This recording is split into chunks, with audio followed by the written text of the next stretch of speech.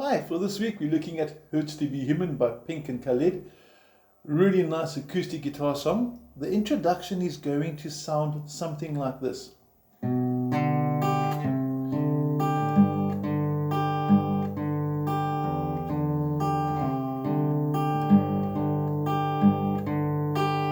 You'll notice it's fingerstyle. It's a really easy, simple song to do.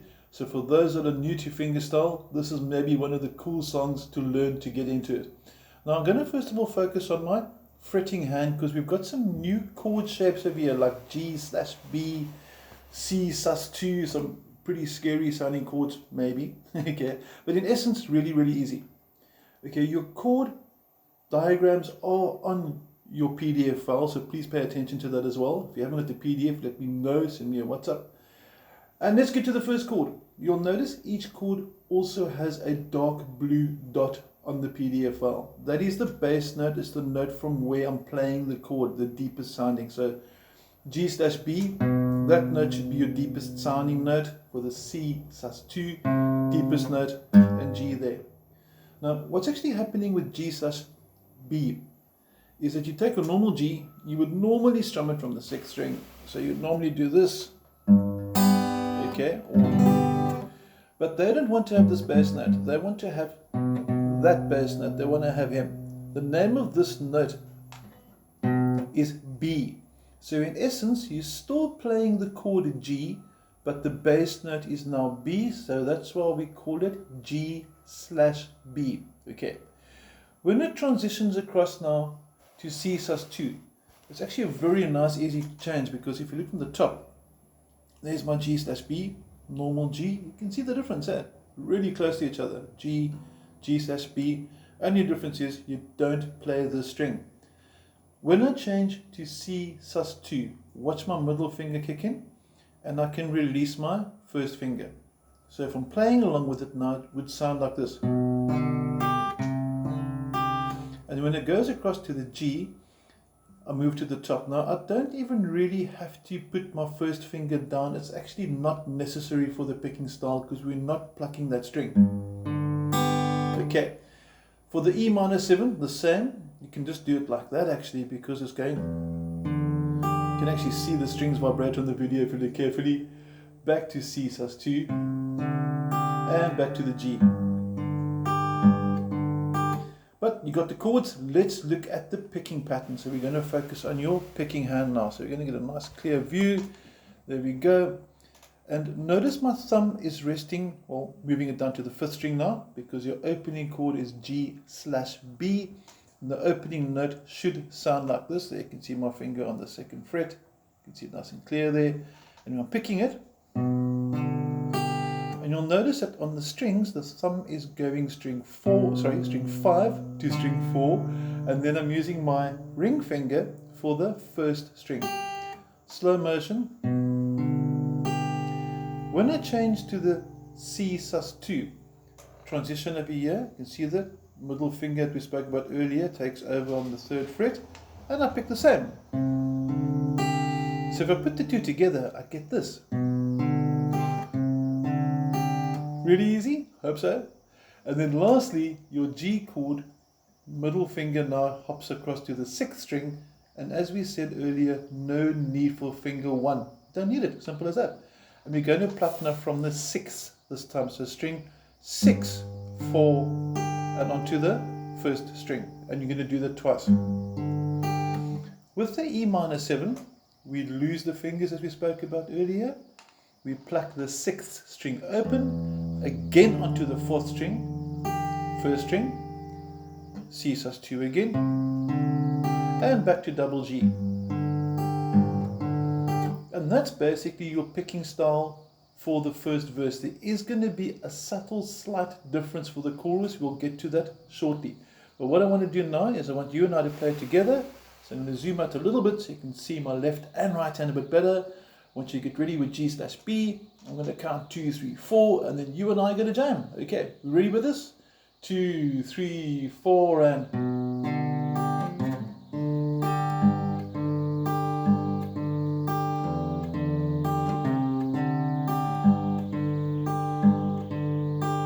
And there you have it. One more time for luck. 2 2 and 3 and 4 and.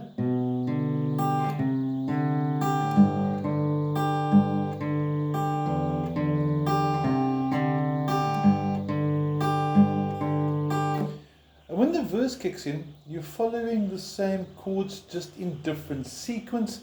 So you're going to go E minor 7 first, C sus2 next, and you'll notice that G has to be played twice, which is sort of common ground the whole way through. So the chord structure is quite simple. All that's actually really happened, if you look really carefully, is your introduction starts with a G/B, goes to the C, sus and G, and then it goes to the E minor, C, sus and G, and the verses have simply swapped them around. So the verse starts with the E minor 7, C, sus2, G, twice in a row, and then switches to the G. Let's just try the verse once through, you and I together. Are you ready? Starting with E minor 7, really easy. Thumb on the 6th string, let's go. 2, 3, 4, and.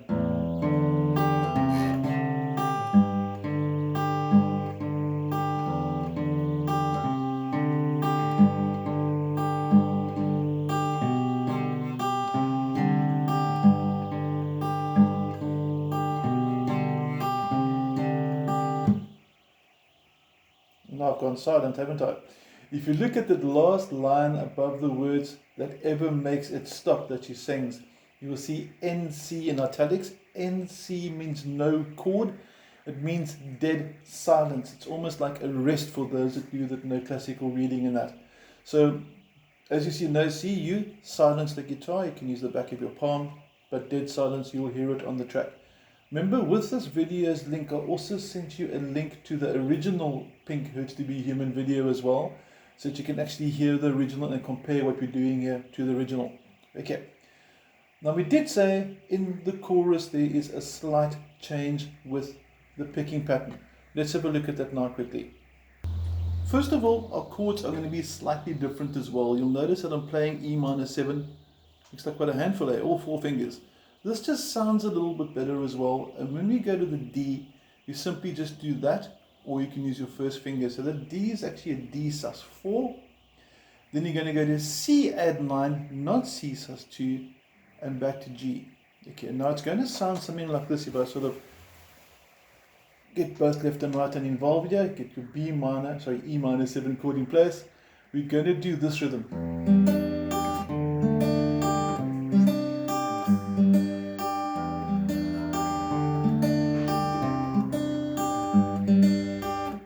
Sounds very similar, but a little bit more work with your picking hand as well.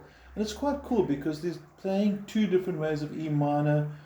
Your C sus2 becomes a C add 9, and there is a bit of music theory and similarity. It's got to do with the third not being present. Not important right now. Let's rather focus in on what is my picking hand doing. Okay, I'm going to start with the E minor 7 chord that I just showed you, and your picking pattern. And you can see now I'm actually getting all the fingers involved. Watch this. And listen for the timing as well between these 2 fingers. Bass, they quick, tiny pause, and the ring finger kicks in. One more time in context.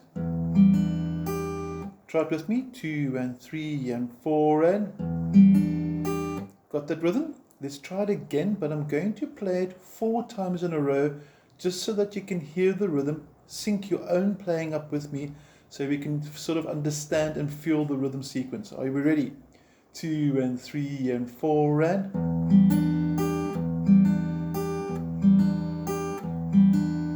Notice also my wrist over here doesn't really move much. So if you're doing this, then you got way too much movement. We don't want that travel. Try and keep your wrist stationary. So your fingers here are doing all the work. Okay. Now I'm going to take you through E minor 7 to D, C add 9, G.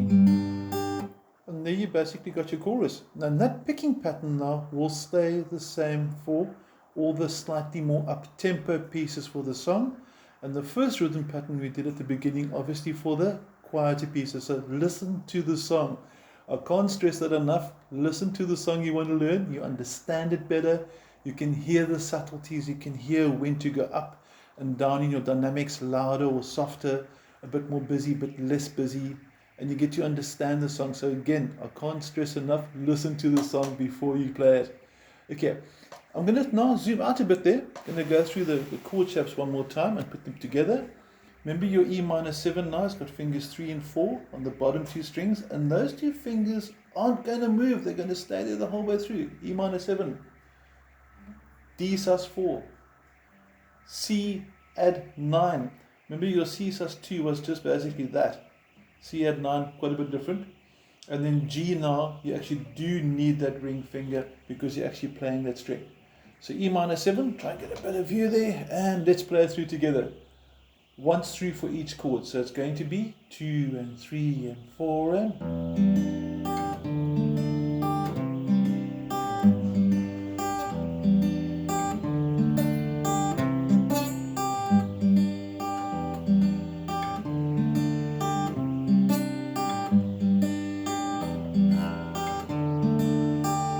And once more, no chord, silence. Okay, you should actually have Hurts to Be Human working really, really well now. Remember again, just little final things on the difference of the shapes. Certain chords like E minor 7, for example, can be played like that actually. Some books will actually show this. That is E minor 7. That is E minor 7. This is E minor 7, and that's E minor 7. So you might say to me, but how can it be different shapes? These are called different voicings, and believe it or not, they all actually contain the same notes, just not necessarily the same amount of each. Like one might have 2 E's, one might have 1 E. That's theory for another way. Okay, I'm not going to go there, but trust me, that's E minor 7s. We're going to use basically just that for the beginning of the song, or actually that for the beginning, because you're not playing the other strings anyway. And then when you go to up tempo for the second part, we bring that in because we need it for the rest of the song.